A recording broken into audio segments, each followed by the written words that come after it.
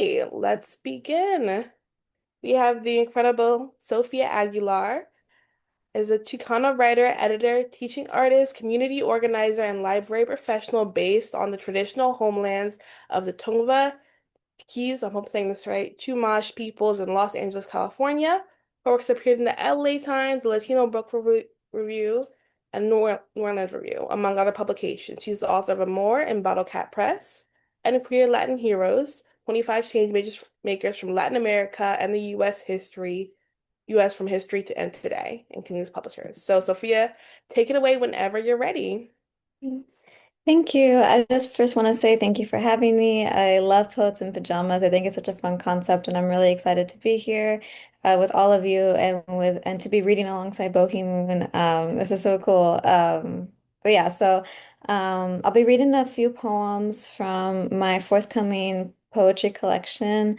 It's always really fun to publish a body of work, but I think that part of what, like, probably for me, the most fun part is performing it.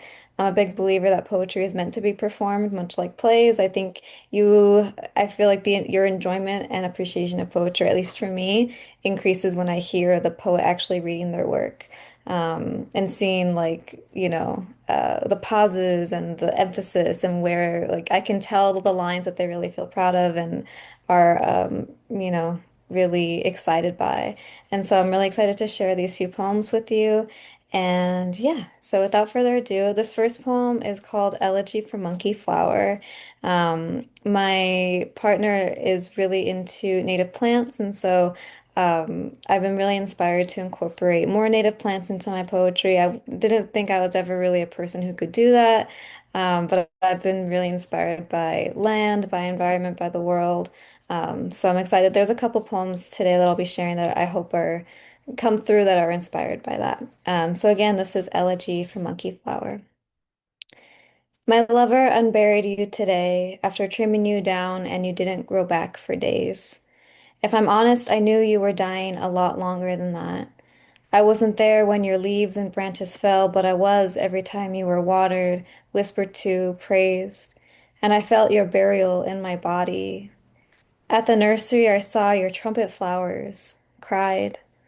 I said I could love you, and my lover went back and brought you home in his car with the pot that I wanted. Where did I go wrong with you? Was I too attentive, not enough? Perhaps I suppose a better mother would know the difference, or an answer, bear little shame or guilt upon herself. But I've never expelled flesh from my womb, only bit my way through at my own birth. I know nothing of tenderness, except my hopes for you or how you were named. That is to say, your pink blooms where hummingbirds fit for food look like a monkey's smiling face. I dream of you returning to the land. I did water too much. I was afraid. It's my life's lot. Thank you. Okay, so this next poem, it was like probably the latest, like the last poem I wrote for the collection. I pretty much wrote this book like spring, summer of last year. And then as I was putting it together, I think maybe other people have found this, but I realized that there were some gaps missing or so, like things that I wanted to say that I didn't in other poems. So this was like a late addition, and I think for me it's one of my favorites now. Even though it felt kind of last minute, and I was like, just gonna put that in there. But I'm also really excited by it. So just a little bit of context. So poem is called Love Can Be Found in Fruteros. And a frutero, if you don't know, is basically in LA where I live.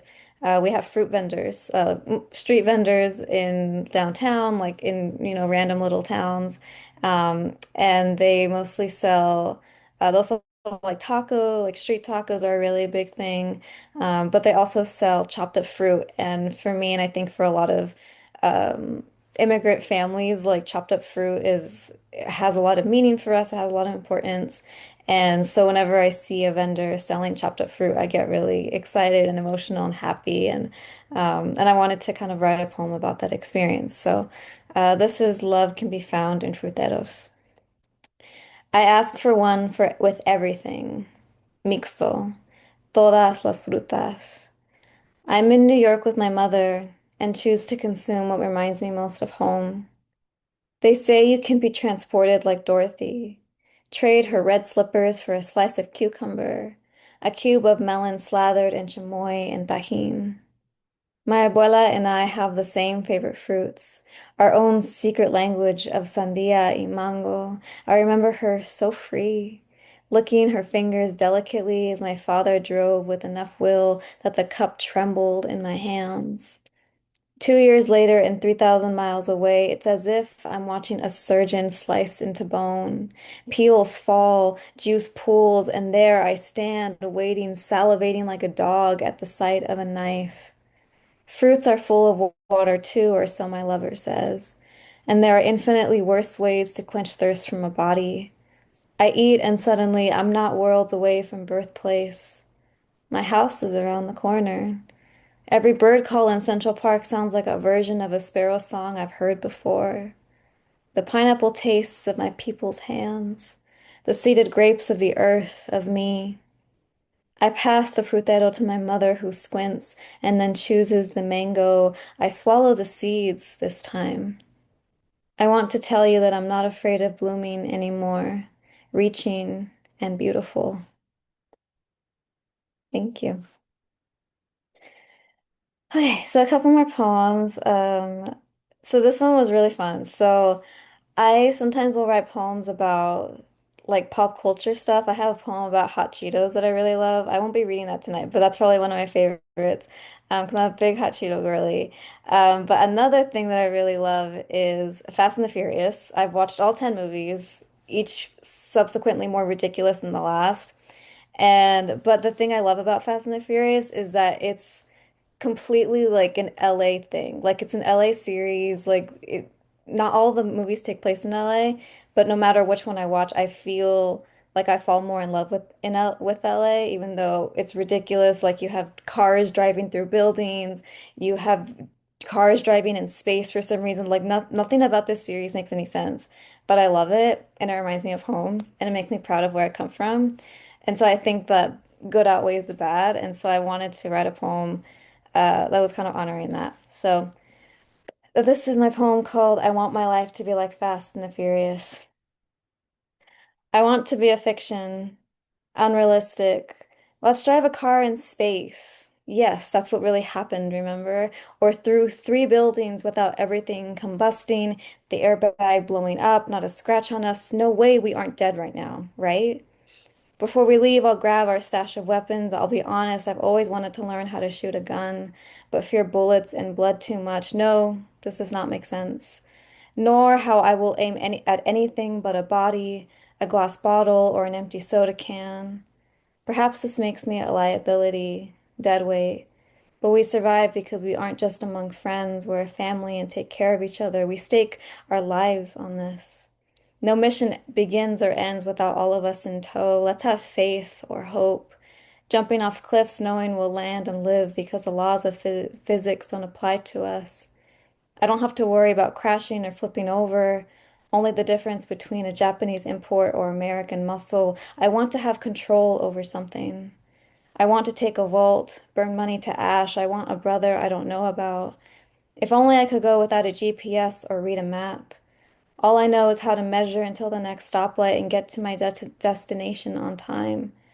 But that doesn't help us much when we run reds, speed through crosswalks, change our gear shifts with each breath, yet fear being found or locked away in a cell. I'm aware I'm not a strong candidate for this, especially because I don't know anything about cars and can't tell the difference between mine and someone else's in the parking lot.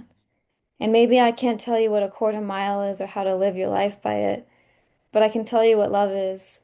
I can't come back from being shot, but what's a little blood anyways? I can't drive manual or merge onto a freeway or parallel park or win a street race, but I can go slow and play my father's playlist until you fall asleep in the back seat. I can take you back to the house on Kensington Road, can carry what's left of the car, the money, the theft, the wounds. I can hold you long after the heat turns on and the windows fog up in the dark. I'll do anything that doesn't get done until after the credits roll and we go home. And the only person left standing in the driveway anymore is me. Thank you. Okay, I will read just two more. This one, I don't know. I don't think there's much to say about this one. I think it's pretty self-explanatory. But I think in my life I've had really bad relationships, and not in any like stereotypical way. They just weren't fulfilling for me. Luckily I'm in like the best relationship of my life right now, and so I kind of wanted to kind of give him the business. Like this is like what I expect, and you know, without apology or shame. Like this is what I want. And so this poem's it's basically like a manual, it's a guide. And so I called it Instruction Manual for How to Love Me Properly. I want you to laugh at all my jokes, even especially when I'm not trying to be funny. Be obsessed with me. Hold me. Define what this is from the jump. Be honest. Straightforward. I want this to be it. I'm tired and hungry. Please let yourself be the one. Be as good of a person as you should be, as I think you are. I want to bite you, draw blood, leave a mark to show where all my teeth were, both a sign of affection and a thing to warn you what's coming. Hold me tighter. Don't leave me like that without saying goodbye or the exact day and time you'll see me again. I want you to talk about me with all your friends. Yes, you should enjoy yourself without me. But afterwards, tell me what you said. Give me more, so I feel like I was there. I know what it is to be hidden, receive less than what was promised, feel like a point of shame. Forget the talking stage. Tell me what you think of when you look at me, about the house and the land you dream for us, and then make it something real. Tell me I'm pretty every day until I believe it. Make me your entire estate. Disown everything except how you rub your nose against mine, and sniff my hair and search for me in hidden places. Don't make me feel like less when I'm with you. Don't diminish me. I'd rather be alone than with someone who doesn't understand me just by looking into my eyes. So love me right. Grow old and die with me at the same time. Come, sit here. Tell me my laughter sounds just like the birds. Thank you. Okay. Thank you so much. This has been so fun and really good practice for me, hearing my poems in my own voice. This is only my last poem of the evening.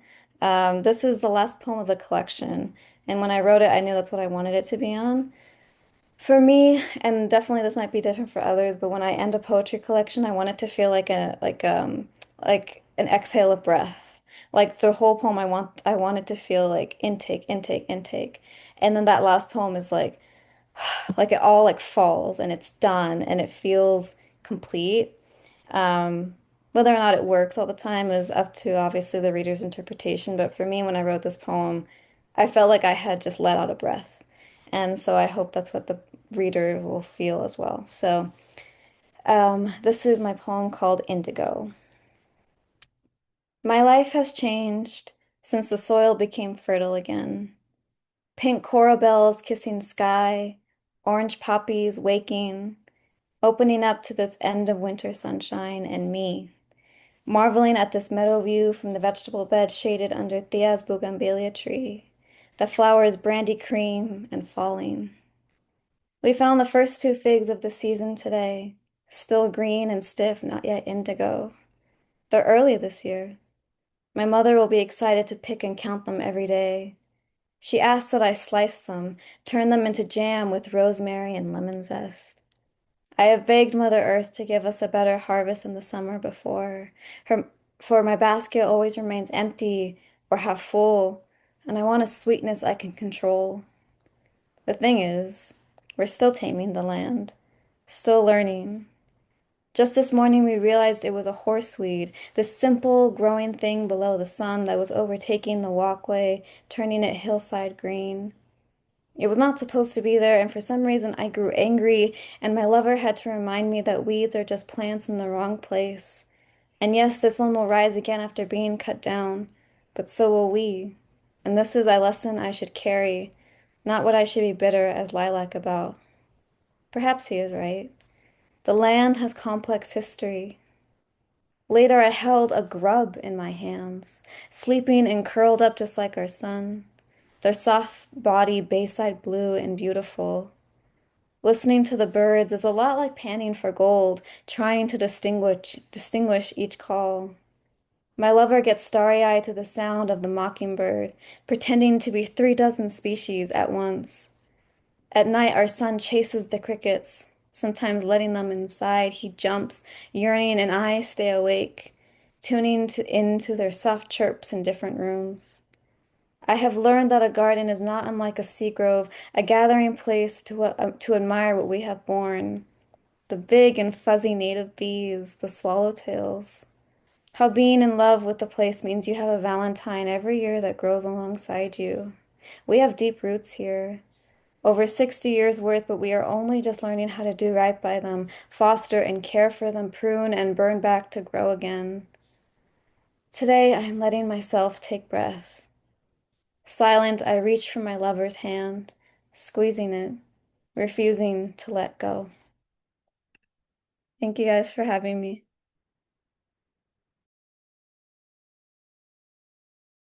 That was incredible, Sophia. Oh my gosh, I was entranced by that last one. It was gorgeous. I have some questions, but I'm gonna save them until after our next reader. Hee Moon is a South Korean adoptee. Her poems have appeared in AGNI, Poetry, Swamp Pink, The Margins, and others. Her second collection of poems, Birthstones and the Providence of Mercy, won the 2024-2025 Jake Adam York Prize. That's so incredible. Congratulations. Thank you so much for having me. I'm so honored to be a part of Poets in Pajamas. And Sophia, that was such a beautiful and inspiring reading. Thank you so much. I'm going to start by reading some poems that appear in Birthstones in the Province of Mercy. And this first poem is called The Body After Trauma Transformation. To love my body, I do the practical things. I notice the scent of my nature, my blood rich with minerals, my breasts relaxed, my black hair growing. My body has the mountain and the mountain's apples in her flesh. The pain of the past cannot be solved with a slow dance.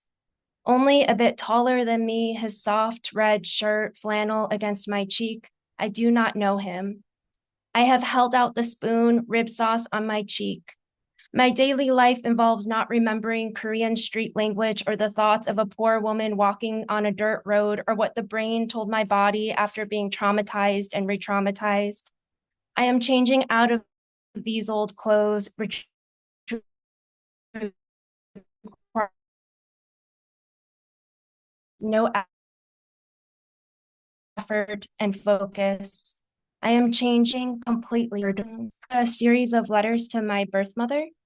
And this poem is called Letters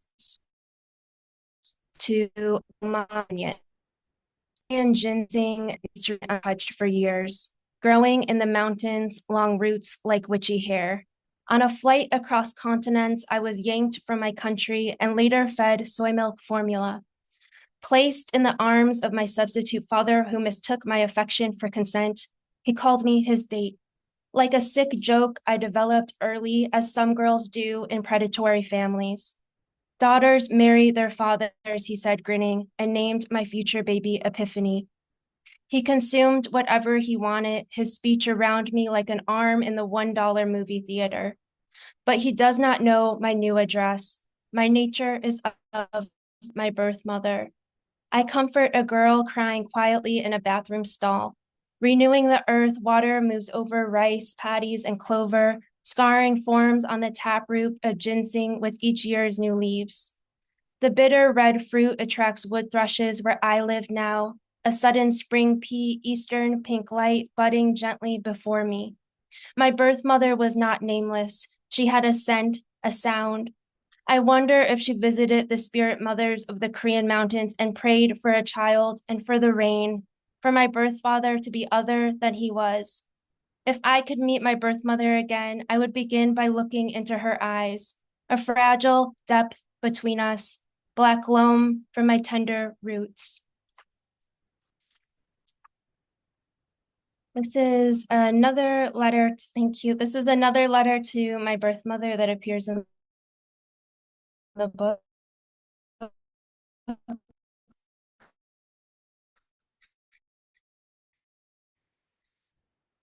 It's Letters to a Brush and Unread. I consider how Fee can read his character. I have been hard on myself, seeking your essence at the core of my deepest wish, a a layered rice cake, a prayer at sunrise. In Korean folklore, a fire dog bites the moon, a lunar eclipse. The dog drops the moon. I cannot hold you because you do not want to be held. I am mortal, and my seeking has formed a zigzagged path. Mercy is the dog coming back after not succeeding, a loyal companion in the burnt pine and dawn. And this is the last poem in the collection. It's called Letters to Oma, Expelling the Nocturnal Ghosts. The edge of an iris, a hairpin, releases an adult woman's black waves. I press my thighs together. Tight chest, I fall for a man, birth root, and envy those with fathers. For slivers of my secret desire, your peppery heat is in my cry. During the second lunar month, a glowing nocturnal ghost stole a child's shoes. Seasons later, my birth father cannot replant my seedlings in June's rice paddies. Uncontrollable as my birth father and you happening upon each other, lucks tied to hearing the hard bark or rasp of the first animal sound, I bare my neck, strawberry birthmark, your young motherwort and moss rose in soil like a persimmon and brown sugar, a bitter rice nectar, a verdant birth night after the monsoons. This collection is a lot about the treasures and gifts found in longing and absence. And I have some new poems I'd like to share. Some of these poems explore my experience as a Korean adoptee. And this one explores, it's called Steamed Right. A rabbit child concealment, I poked to the embers, scraped my forehead on the bricks. Brown mole on her adoptive neck, gold tiger, a blue mole on my hand could not be scrubbed off. A damp alchemy of strange phenomena from several lifetimes. Saju corresponds with fate. I played a minor role in a saga with an all-white cast. My birth mother assumably was a water rabbit. In a playroom, glimpsing a paper window, my apostrophe, I taught myself how to hold a pencil, a brush of bristles in the gloam.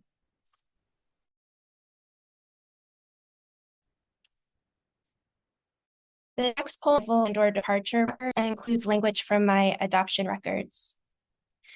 My birth father is a red crane dance, a woman hums, need for protection, abandoned child. My birth mother is a monk's dance, not a peach offering for a king. More than a month after I was born, I had a mild oral thrush, and the next month, lifts head 60 degrees, adoptable. In my port city, early white and eaten by a cup of cooling water, the red crane lifts off an edge. A dance for peace is for skilled dancers. A figure dances, the rhythmic wind bending and returning in the tinged, fluttering light on crushed petals and a kettle. I wrote this poem pre-remembrance. I was thinking about doing a birth family search. I went to Korea this summer and searched for my birth family that I was writing during that time. And this one also was inspired by an exhibit I saw at the Museum of Fine Arts in Houston called Floating World. I watched a bubble release as though through a small oval into two bubbles could split into threes, blue fin float, bending shadow. Other languages morphed into dewberry sour, bubble-like futures, the spun, blown glass. I thought about being in Seoul this summer, my documents, my strange starting points, the mugginess. Absent from documents was her, forms as in her name, height, parents, siblings, address, death. In the notes, I held a bottle with two hands. I saw my first followed objects on all. And this is the last poem I'll read today. Thank you so much, Poets in Pajamas. It's called Korean Baby Doll. Yellow croaker could have swayed outside storefronts on a taut rope. It could be my birth mother gifted me the doll, the scent of instinct on my pulse. Her chosen rhythm could have been a soft sound made with her palm. As though a sea trade, the Korean baby doll wrapped in yellow around her chest traveled with me from Seoul, yellow jacket and pants. Wherever we began together, the black soybean and sweetened pumpkins, rooftops and curved eaves came back, the vanishing point unclear. The doll became soiled. The faulty water heater nearly ruined her and altered my flower shoes, which also came with me. A shoemaker could have sewn with red silk and a boar's hair needle. Thank you.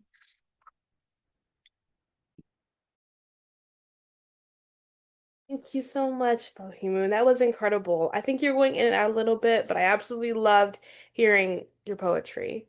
Truly, it was not only devastating in some aspects, but very heartwarming and very raw. Thank you so much. So, we are going to move over to our open mic night section for tonight. Thank you guys once again for reading with us today, Sofía Aguilar and Hee Moon. Don't forget that you can check out their work or buy their books from the links in the chat. And if you'd like to learn more about our upcoming social media readings, I encourage you to follow us on social media. So we will start with the open mic night. I know we have Alicia first, and Kylie, and I'll hand it over to you now. Hi. You ready for me? Awesome. Yeah, go ahead, Alicia. Okay, thank you. I found y'all on Instagram. I'm like, oh, Poets in Pajamas. What a fun way to spend a Sunday night. The first one I have was published in Arcana Press Poetry's Roots and Ruins anthology. It was inspired by 40s and 50s film actress Frances Farmer. It's called Defiant Starlet. They tried to bury me, failing to recognize I was a seed, a star who burned too brightly for a carefully controlled galaxy, a rebellious intellect with undeniable beauty, zero interest in playing games and following the rigid expectations of an established industry.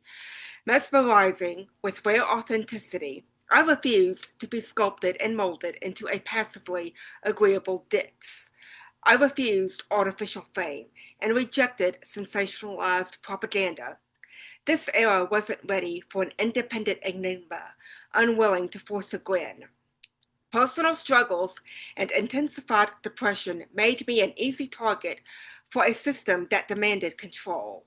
Discarded and incarcerated, I endured treatments not about healing, but compliance.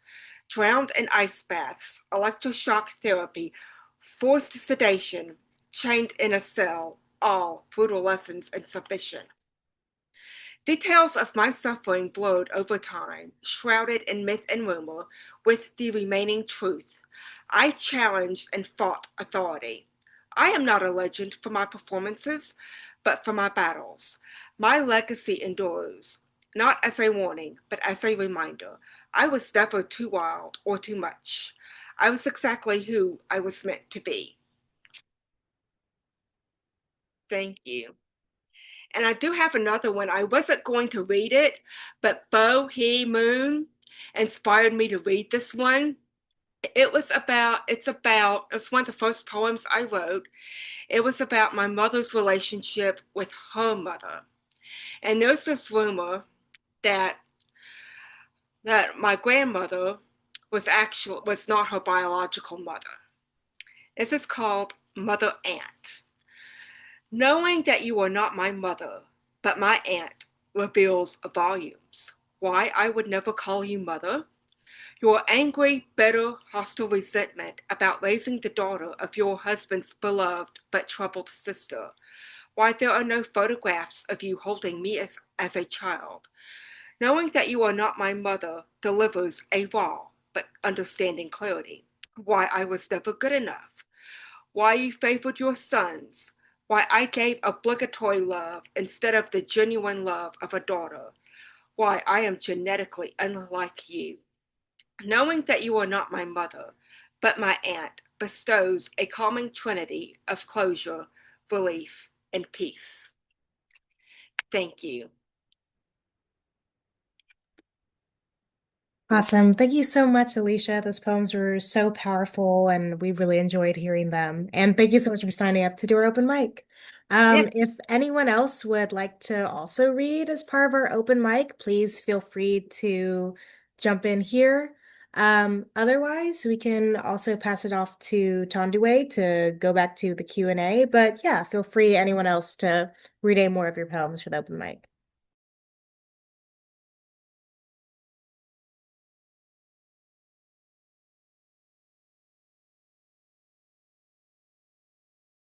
Hey, well, I'll read one poem. There's this poem that I wrote maybe 2 years ago, and I've moved maybe three times since then. It's on homes. It's on the kind of concept of what we think of home. And I think I'm gonna read it tonight because I moved to a new city today. Kylie Yen's moving, and I think it's good to ground us to remind us what we're doing this for. So, home. Home feels like the weaving of sister locks. The pain licking the nape of my neck tastes like lemons plucked from the tree in her yard, seasoned with salt and eaten raw. Home feels like 2005, a collection of CDs hoarding memories, a symphony of Alicia Keys against the dark cabinet walls. Smells like nature's blessings as my mama's fingers paint my skull, cooling from the pop of the comb moments prior. Home feels like a hot buckle of a seatbelt, the blistering of my skin with its touch. Sounds like popping gum, spearmint chuckling with a twang on my nana's tongue when I learned it's good to be extra. Home feels like Stevie, his power rattling the windows of a U-Haul truck. My father singing the words along. Some of the words he remembers, others he doesn't. We have another 400 miles to go. How many times will I do this? Boredom seeps from my skin. The seat is sticky with it. I remember the many homes I had and cities I no longer remember and the houses we no longer own. But my dad's voice is joyous with laughter, and I remember I am home. Thank you. I figured since it's like a nice, intimate group of us today, we could do the Q&A with both Hee Moon and Sofia Aguilar, and we can open up to a conversation. It'd be nice to hear all of our amazing poets and enthusiasts, everyone's thoughts on the matter. So I think I'll start out with one of my questions, which was really inspired by Sofia Aguilar's process of trying to create that build up and then that kind of catharsis at the end. And I wanted to ask both of you guys, how do you guys find yourself forming poems? Is it from dreams? Is it from a feeling? Is it from neighborhoods or politics or memories? Where does it come from?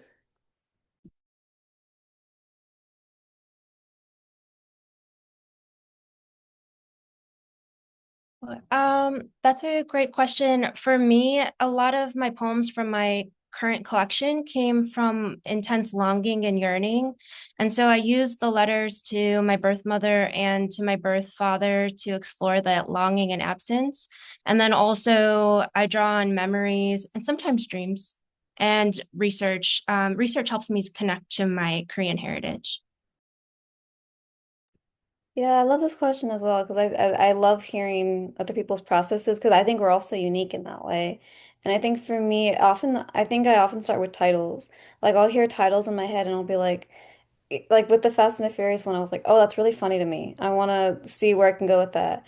Or like the Hot Cheeto one that I mentioned that I didn't read, like that started because I like literally heard the title in my head of like this is an ode to hot Cheetos. I'm like that'd be really funny to write an ode to hot Cheetos. And so it's I think most of my poems come from titles that either amuse me or that like probably amuse no one else, but to me that are really funny. And or they come from titles that I just like they sound so right in my head and I just have to write a poem and answer to that. And so oftentimes like they come randomly. Like I'll just be driving and then I hear it in my head. And then I think once I kind of find a title that I really like, that's when the poem starts speaking to me. That's when it tells me like this is what it's about, this is what I want to say. And I'll just get pieces of it. And I won't even write them down necessarily, but I'll just hear like a line here, a line there. And then like once I get to a space where I feel like I'm ready to write it, it kind of just comes out in one go.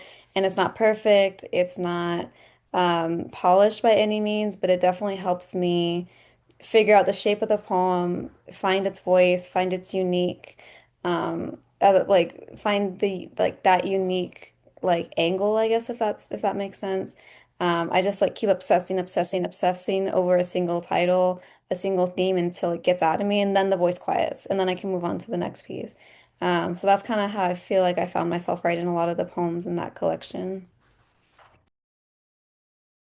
Okay, that's incredible. I find myself definitely having struggling with titles, but it's very admirable that you can just kind of pull it from your mind and then that's your process. I think we all work in different ways, but we get to similar places, which I think is the important part. Um, if anyone has a question, I have another one. I wanted to know, how do you balance physical structure of the poem? So let's say you're doing I guess there's a lot of ways to structure a poem, but like physically, are you spacing it out? Are you using line breaks? Are you using paragraph breaks? How do you guys using punctuation? How does that kind of blend with your form and prose today? Is it natural? Is it more thought out? What do you think?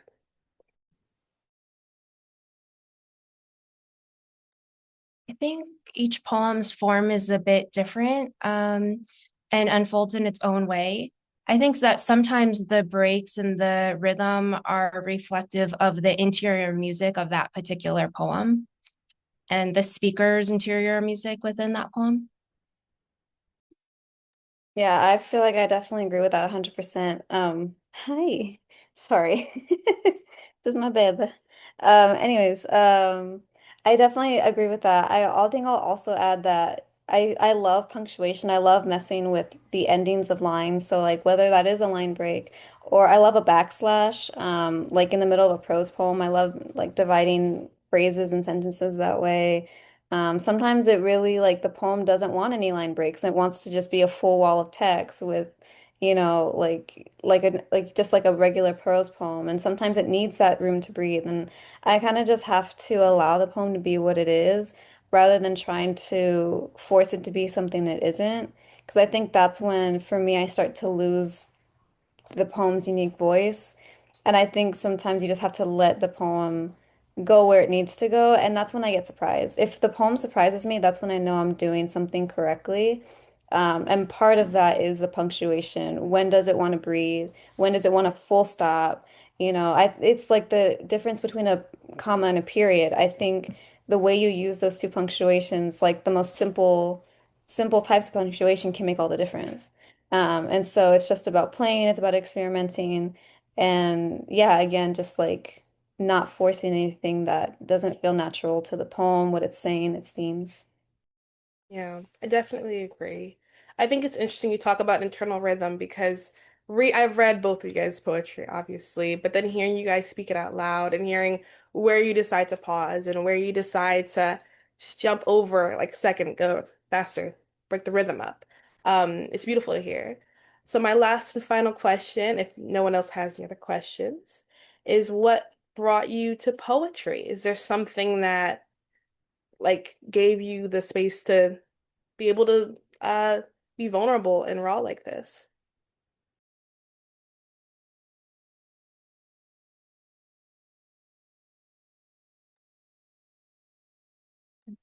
I think for me, I came to poetry pretty early on in my life. I was a teenager, and I think obviously as a teenager, you have a lot going on.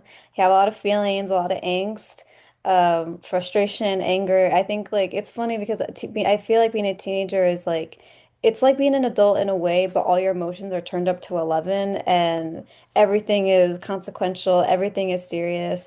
And so for me, poetry was a really natural outlet for me to kind of channel those feelings.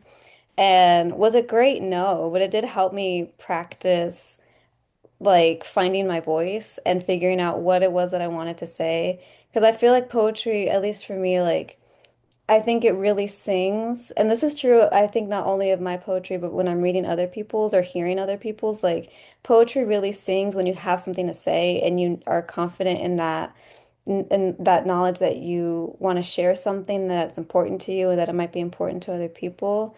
So I think I'm always trying to go back to that teenage self who knew exactly what she felt, knew exactly how she wanted to say it without judgment or fear. Because keep in mind, like, I think being that age, like, I wasn't thinking about career, I wasn't thinking about professionalism or being published. I wasn't thinking about judgment or other people reading it. I had this sort of like fearlessness that I kind of envy now as someone who's a little bit older than that, who's like, a little bit leaning towards late 20s. And so I think I'm always trying to get back to that, trying to get back to that voice of unabashedness and unapologeticness. So I think that for me is what really drives my work and what kind of got me really into it. Yeah, that's such an insightful answer, and it really resonates with me. I love what you're saying too about voice.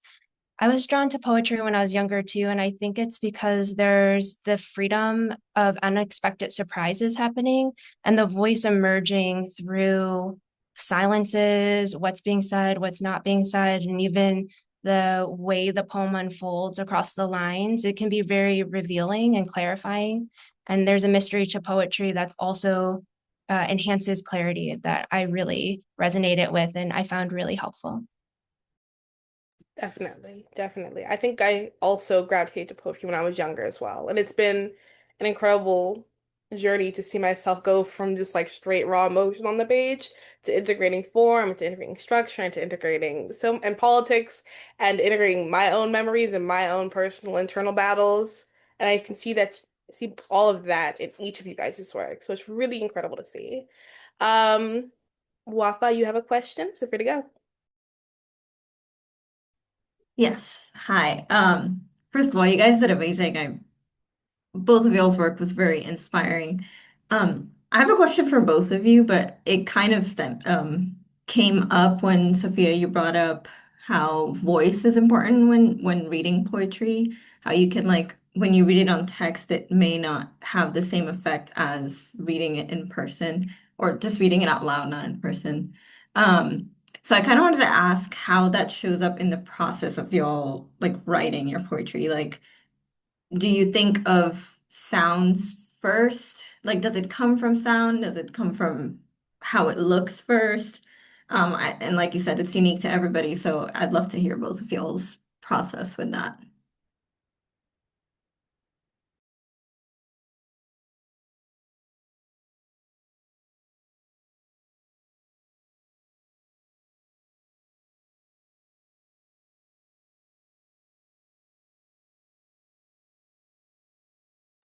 I can start. That's a great question. I think sometimes a sound might catch my ear, and I'll start with that.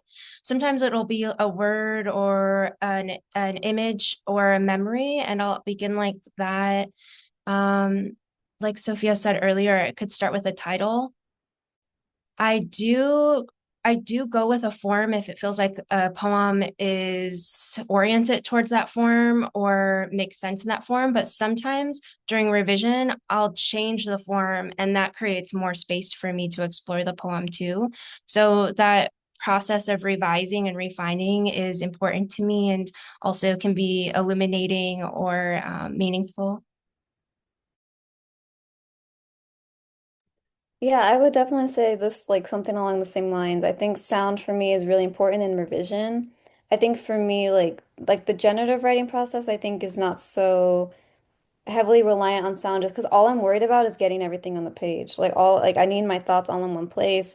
I need it not necessarily to make sense, but just to exist. And then once I get to into the revising stage, what I like to do is read the poem aloud, like over and over again, and that's when I catch not only mistakes, like things like misspellings, like are really small, but I feel like I notice them more when I read aloud. But I also find like kind of what Hee Moon was saying earlier, like the rhythm of the piece. That's when I really find like it's almost like I don't know if this metaphor will make sense, but it's like kind of when like you throw a lump of clay on the wheel and you're like, I don't know what the shape this is going to be, but we're going to figure it out. I think that's for me is like the generative writing stage, and then the editing is like turning into something like like sort of like the original, but like kind of more refined, more polished, more sure of itself. And again, that's where sound comes in. So I'm listening for, does this phrase, sentence, word sound exactly the way I heard it in my head?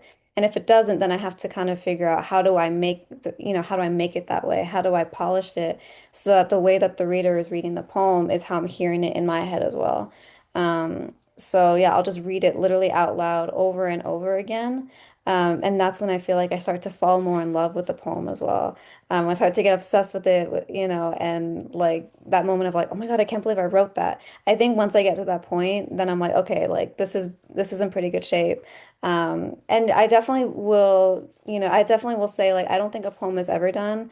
Like even now when I was reading my poems out loud, there were already things in my head that I was like, oh, I would kind of say that differently, or I kind of want to fix this, or insert a poem or insert a comma here. Like I think that process is never ending. And it's like cyclical. It's always happening as you grow. You're always going to want to improve your past work. At some point, you just kind of need to stop though and make new work. I think it becomes a little bit, at least for me, it becomes unproductive.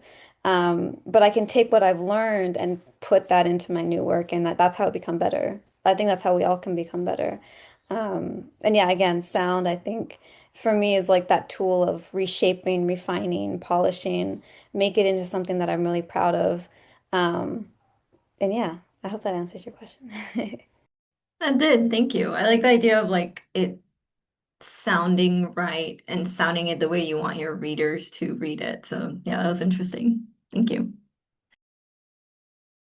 Definitely. I also feel like it's interesting thinking about how we each take a different pathway towards it. So like what you write first and then you're realizing what's missing later. Like for both Hee Moon, it was structure, like making sure the form was properly done. And then for Sophia, it was the sound and rhythm. I think it's very interesting the way we all kind of coincide and intermingle with the way we're processing our words and poetry. So does anyone else have any questions? Or does anyone else want to go for the open mic night? Because we are here for you. There's an extra 10 minutes left. Um, yeah.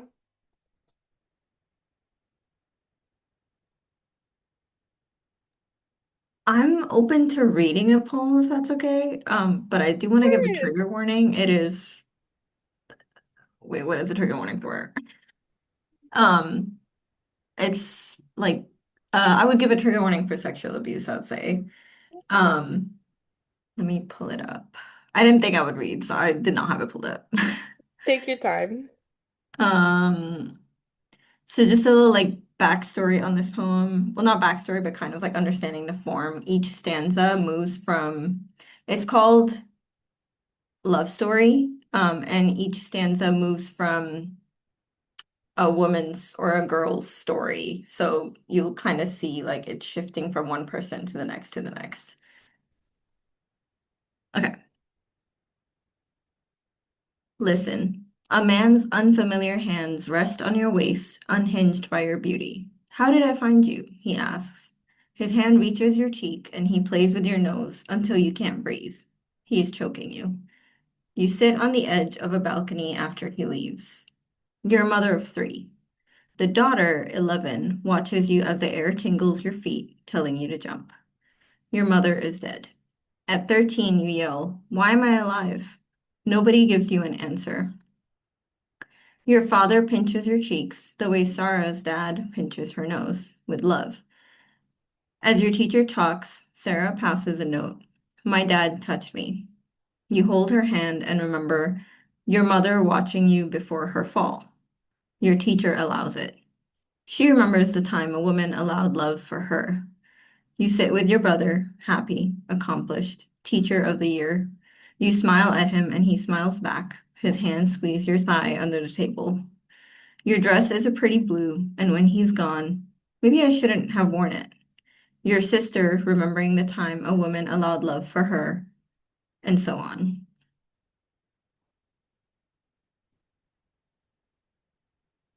That was a dark poem to end it on, so I'm like, Oh, I should have no. like read it beforehand, but No, not at all. It was raw and it was vulnerable, and I think that is exactly what we are trying to hold space for here at Poets in Pajamas. Thank you so much for sharing.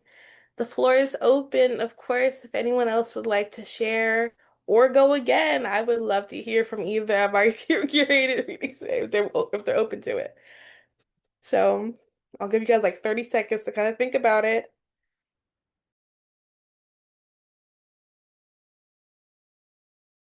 Okay, Alicia. If you want to go again, feel free. Okay, let me gonna go with this one. It's a disposable muse of an icon. I read an article about Johnny Cash's first wife, Vivian, and I kind of got the idea. She inspired the song I Walked the Line. I walked the line. History shoved me out of the frame. I knew and loved him first. I was the gravity holding it together while he chased musical destiny. I built our home, absorbing everything else. When he needed to promise himself restraint, he wrote it to me. At home, I waited with faith that love could survive distance. I believed it for a while. He was constantly gone. Pills and adultery crept in, but I stayed. I walked the line he promised to walk. Eventually, I was done. I did not stop loving him. Loving someone who is always absent is self erasure. I chose peace and stability over waiting for a man who vanished in every way that mattered. History simplified me. Narratives portrayed me as a jealous wife, the obstacle and prelude to his real love story. My pain was cheapened. I inspired one of the greatest love songs, yet I was disposable.